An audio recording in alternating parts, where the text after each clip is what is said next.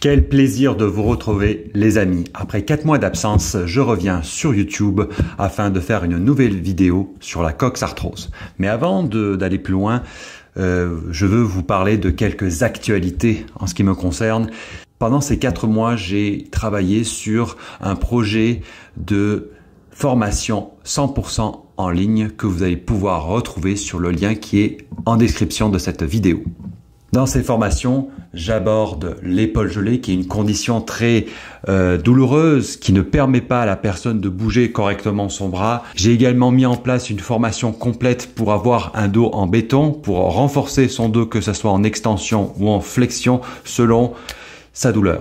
Et enfin, je suis en train de finaliser une formation, un cours sur la remise en forme et la perte de poids. Et cela devrait sortir incessamment sous peu. Donc je le rappelle, tout ceci se trouve en description de cette vidéo. Le lien se trouve en description de cette vidéo.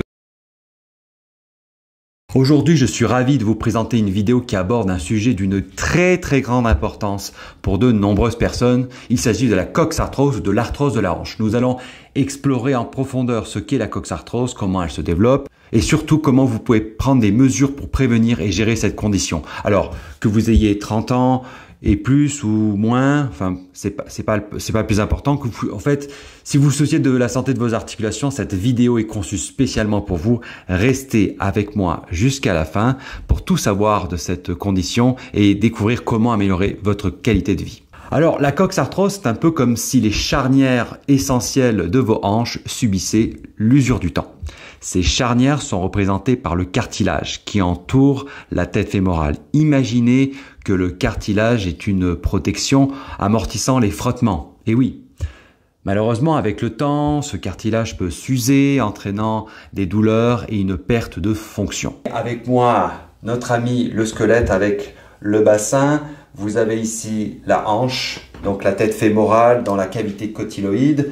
Et vous avez entre la tête fémorale et la cavité cotyloïde, vous avez le cartilage. Et c'est ce cartilage qui est usé dans la coxarthrose, ce qui fait que les mouvements de la tête fémorale sont limités dans tous les axes de mouvement. Parlons maintenant des facteurs de risque de la coxarthrose.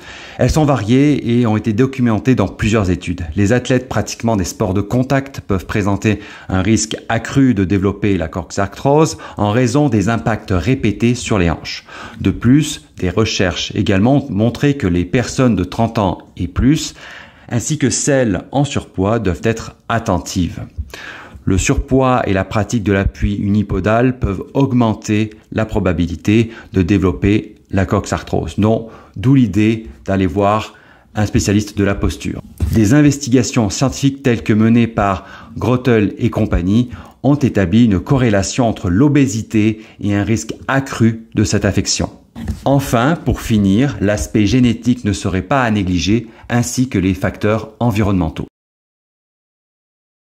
Concernant les symptômes de la coxarthrose, elles évoluent avec le temps. Au début, vous pourriez ressentir une douleur diffuse après une promenade ou un exercice intense. Cette douleur peut irradier vers la cuisse, voire jusqu'au genou. À mesure que la maladie progresse, la douleur, la raideur et même la boiterie peuvent s'intensifier. Les mouvements de la hanche peuvent devenir limités avec une altération de la flexion, de l'adduction et de la rotation externe. Cette progression peut conduire à la fameuse position antalgique où le corps se courbe vers l'avant pour atténuer la douleur. Pour diagnostiquer la coxarthrose, une évaluation minutieuse est nécessaire. Des études ont montré l'efficacité de tests tels que le test de Patrick pour confirmer le diagnostic. En ce qui concerne le traitement, le massage décontracturant peut soulager les tensions musculaires autour de la hanche.